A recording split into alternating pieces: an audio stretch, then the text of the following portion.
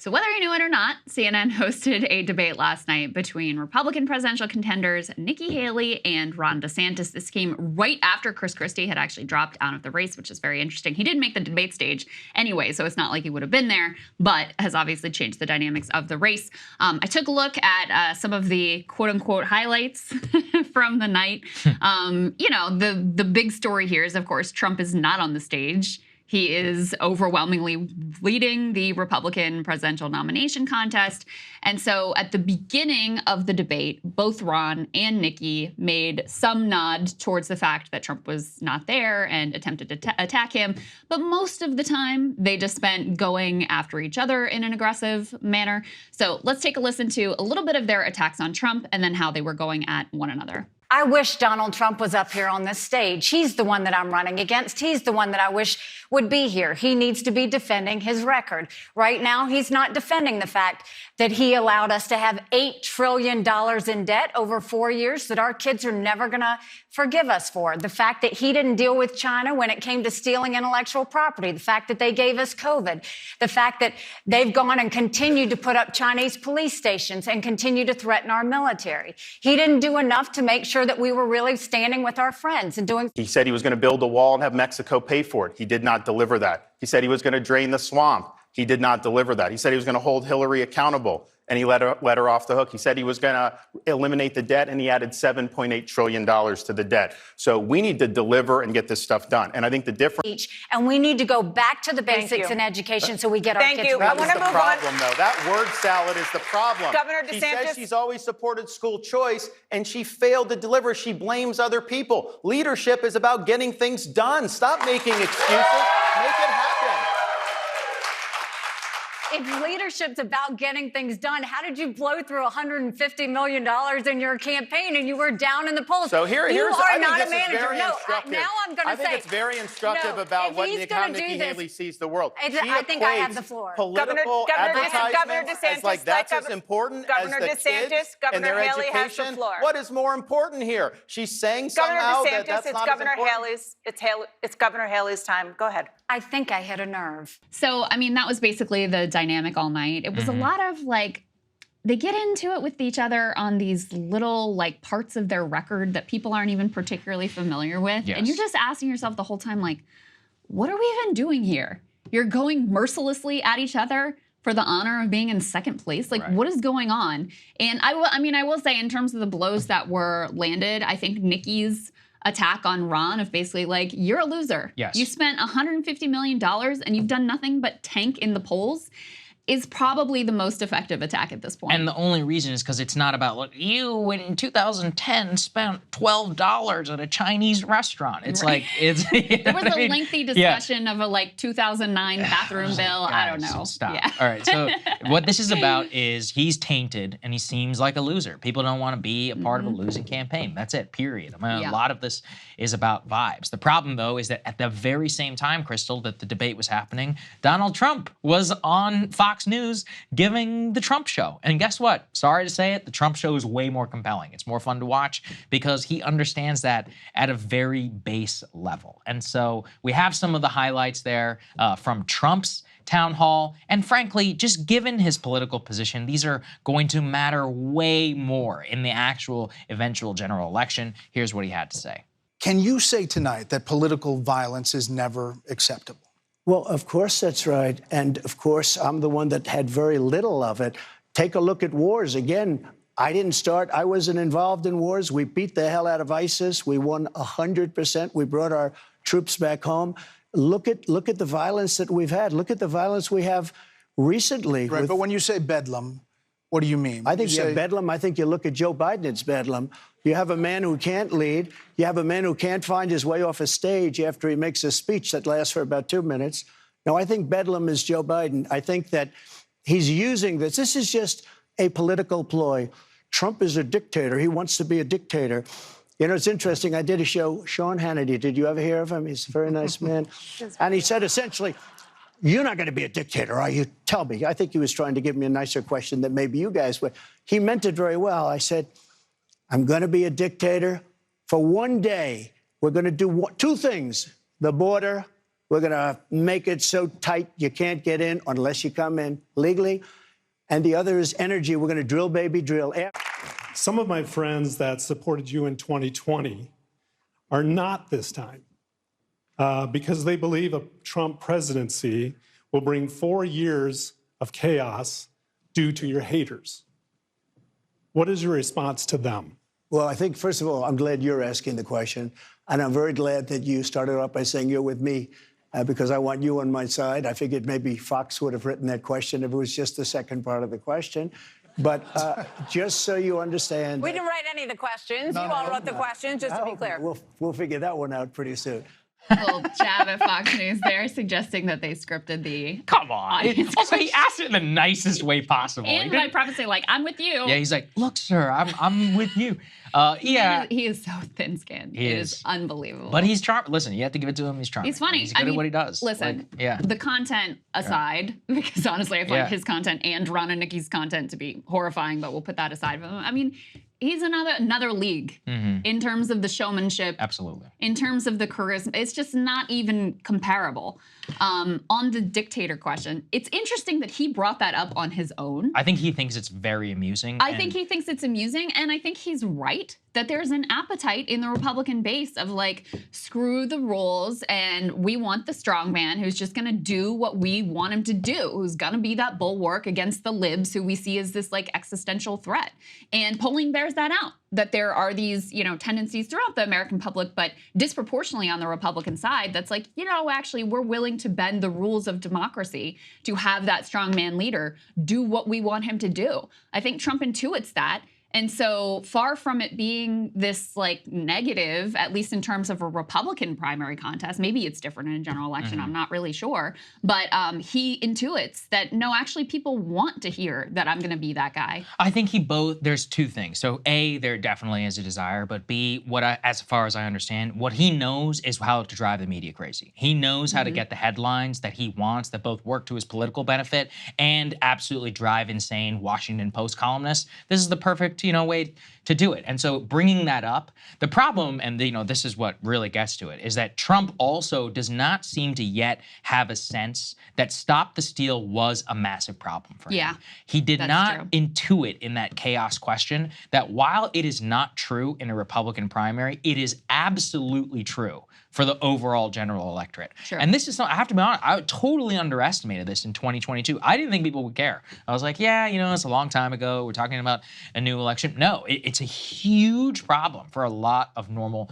voters. And I think now that I've just come to understand it, it's just like people felt like, tight in the chest at the idea of political problems. They really hate Joe Biden. But a lot of people are willing to do lesser of two evils. I think he needs a lot better answer, actually, on that second question than he did. I don't think the dictator thing is a problem. I think it really is. It gets down to just give us some calm. And that's just not what he's calibrated to do. Yeah. So that was his big problem. On top of Roe versus Wade, which we're about to get to. Yeah, and Trump is a master at suspending reality and creating his own reality. Totally. This is something that he has excelled at as a politician. He excelled at as a businessman as well. But I think to deny that there was political violence during the Trump term, that's a difficult one for people to swallow because obviously they think immediately of January 6th.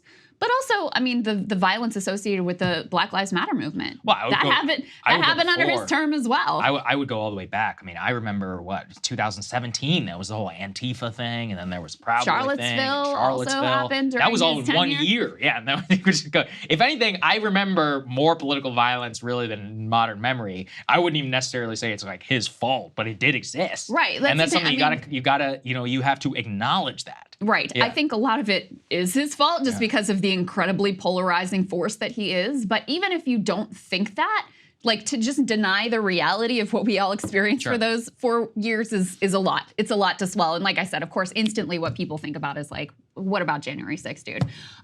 So as you mentioned, Saagar, he got asked about Roe versus Wade. He's had to try to toe an interesting line on this because he knows that the abortion politics for Republicans at this point are a disaster. Yes. Like, he knew that immediately when the Supreme Court decision came down. On the other hand, it continues to be a very animating issue for the base. So let's take a listen to part of how he responded to a question about abortion rights. For 54 years, they were trying to get Roe v. Wade terminated, and I did it, and I'm proud to have done it. They wanted to get it back, right? You wouldn't have that. There would be no question. Nobody else was going to get that done but me. Yeah. And we did it. And that was immediately tweeted out by the Biden campaign. That is a Biden campaign ad just right there. I guarantee you will hear those words again packaged into a campaign ad. This is the difficulty of this race, is that Biden is tremendously unpopular and he's so old. I genuinely don't think he should not be qualified to run for president. And I still think that he's got a decent chance of winning. Now, I don't think he has a great chance of winning, but he's got the fact that he has a chance in the first place, to me, is nuts. And the problem with that is abortion politics. We saw over and over and over again that there is an entire animated new political base that is willing to come out and willing to vote on this. It's deeply personal, and it's one that is willing to override. The rarest of things to me, Krystal, is a social issue which can 100% override an economic issue. It's never happened in modern American history, except for this time in 2022. Now, there are a couple of reasons to be optimistic on the Trump side. The economic situation continues to fester. The global position is bad. The Israel position for Joe Biden within the Democratic Party is a problem. We're getting farther and farther away to a post-Roe-ish consensus. You know, the states that don't want it have generally carved out or done different things. So there's reason to believe also that you have these non-frequent voters that aren't as animated by Roe that would come out and would vote for him. So I'm not counting him out. I genuinely think it's 50-50 right now at this point. But I think it should be 75-25. I don't even think it should be a concern. That's the problem for Trump. I don't know. I mean, they're both Biden and Trump are so disliked by the American public. So many people just want to move on from both of these dudes that to say, like, who should be winning in this scenario, I don't know. They both are so extraordinarily weak that it is pretty pathetic. You know, I want to make the case. So going back to the Republican primary, there has been some, there have been some interesting developments. We covered Nikki Haley surging in the polls in New Hampshire, like genuinely. Multiple polls have her now within single digits of Donald Trump in New Hampshire, which I'm really surprised by. We also have her now in the Real Clear Politics average, in the national average, and in Iowa, she has overtaken Ron DeSantis in the second place position. So she has really claimed that second place Trump alternative spot. At the same point, you have to assume that even though Christie didn't endorse her and also got caught on a hot mic completely trashing her, hilarious, that his exit from the race is going to benefit Nikki Haley in particular in New Hampshire. And I think it's very likely that many, if not most, of his voters go to her campaign. And since she was already only facing a single digit, at least according to the polls, single digit deficit with Trump, is it possible she wins New Hampshire? Then, we've seen primaries in the past where somebody gets a surprise win and it completely flips the polls and shifts the dynamics overnight. Do I think that's likely? No. Is it possible? It's possible. There's a theoretical case out there. So on the one hand, let me give the anti-Nikki case, and this was laid out pretty compellingly in Politico magazine by Jonathan Allen. Let's put this up on the screen. And basically what he argues here, he says why Haley won't break through the 2 days GOP is split along class lines and her college educated supporters are not the majority. He just argues like the wine track, beer track case. The beer track folks who make a majority at this point of the Republican base are with Trump. The wine track folks are increasingly with Nikki, but even if they all consolidate behind Nikki, it's still not enough. And that's sort of like the fundamental issue that she's facing in this campaign is she has yet to demonstrate any ability to reach into Trump's working class base. It just remains so patently obvious to me.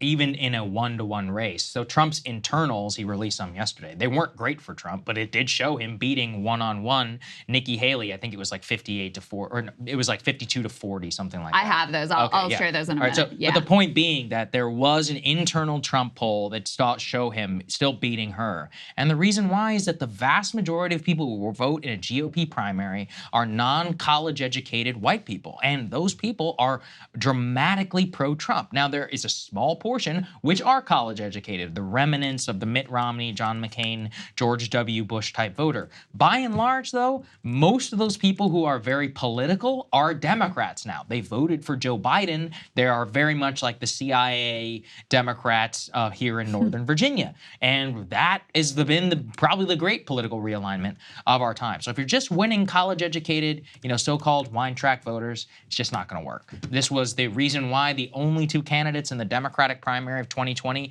who had any shot were Bernie Sanders and were Joe Biden. Yeah. They're the only two who had any chance with working class voters. Yeah. Warren, Kamala, Corey, all these other people, they're MSNBC nobodies. It's like you got to be able to have a bartender, union worker, and these other people because while, yes, a huge portion of the Democratic base is college educated, still the majority of people who vote Democrat in this country are not college educated. So, but they're totally erased, from media, from everything. Yeah. So I agree with you on that. I do want to present the case for Nikki, right? The most hopeful, optimistic case of how she could find a path to winning the Republican primary outright. So you referenced, this was really interesting, and I think this was a real own goal from the Trump campaign.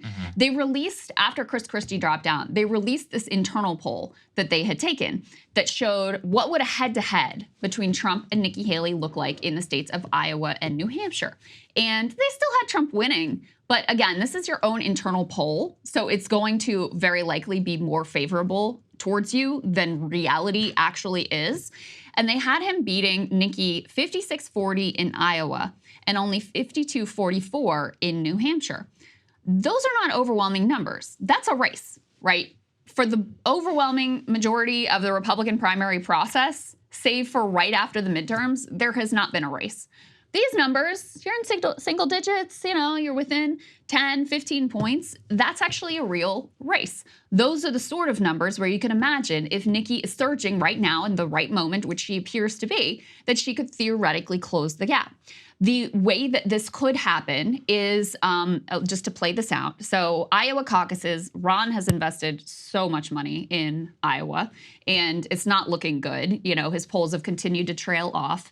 If he underperforms in Iowa, gets third, Trump sort of wins, but has a more lackluster performance than expected. So he, does not meet or exceed expectations. Ron drops out, and then you are effectively facing this Nikki Haley versus Donald Trump race in New Hampshire. And if Vivek is still hanging in there, he's probably taking more from Trump than he is from Nikki. He's actually helping Nikki at that point if he hangs in there.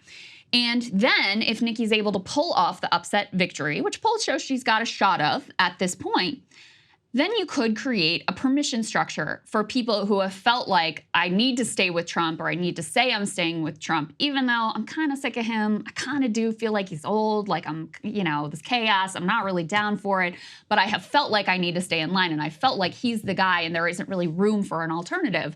She creates a permission structure for this theoretical group of people that I don't know whether they exist or not, exactly. To then switch loyalties and for the polls to flip in a dramatic way. In the way that they did for Joe Biden last time around, in the way that they did for Barack Obama back in 2008 against Hillary Clinton. I think it's theoretically possible. Again, do I think it's the most likely outcome? No, I think the most likely outcome is Trump romps. He wins basically every state, and this is over in a couple of weeks.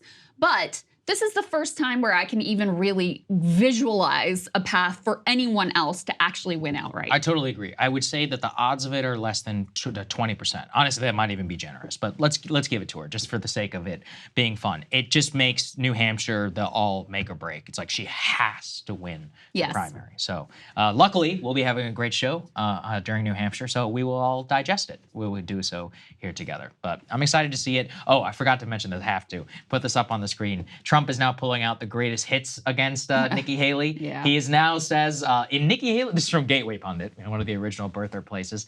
He says, in Nikki Haley's situation, reports indicate that her parents were not U.S. citizens at the time of her birth in 1972, based on the Constitution as interpreted by one of their in-house analysts. This disqualifies Haley from presidential or vice presidential candidacy under the 12th Amendment. We need to see the birth certificate, Nikki. Well, no, this is different because she was born here, but but her parents weren't citizens whenever she was born. Unfortunately for Trump, that's pretty well-trodden territory in terms of U.S. citizenship law. So anyway, though, you got to throw whatever you can. I actually don't think it'll be impactful at all. It's more so that it demonstrates he sees her relatively serious. Right? Yeah, he is concerned. He needs a big win in Iowa. I mean, I think a big win in Iowa, 20 or some points, blowout win, that softens her up a little bit going into New Hampshire. But let's say she gets in within 10, she could spin that, and maybe she could win. I mean, it would be extraordinary. Because so much of politics is, number one, about expectations. Yeah.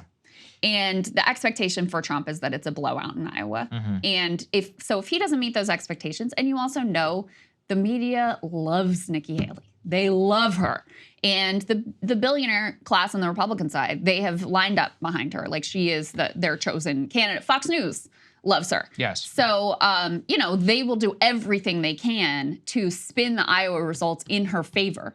Even if she doesn't win, I think it's very unlikely she wins the Iowa caucus. I mean, listen, anything can happen, especially it's supposed to be like minus freaking 30 in Iowa that day. And so maybe she's really super organized. Maybe her people are really dedicated and diehard. Right. Trump's aren't.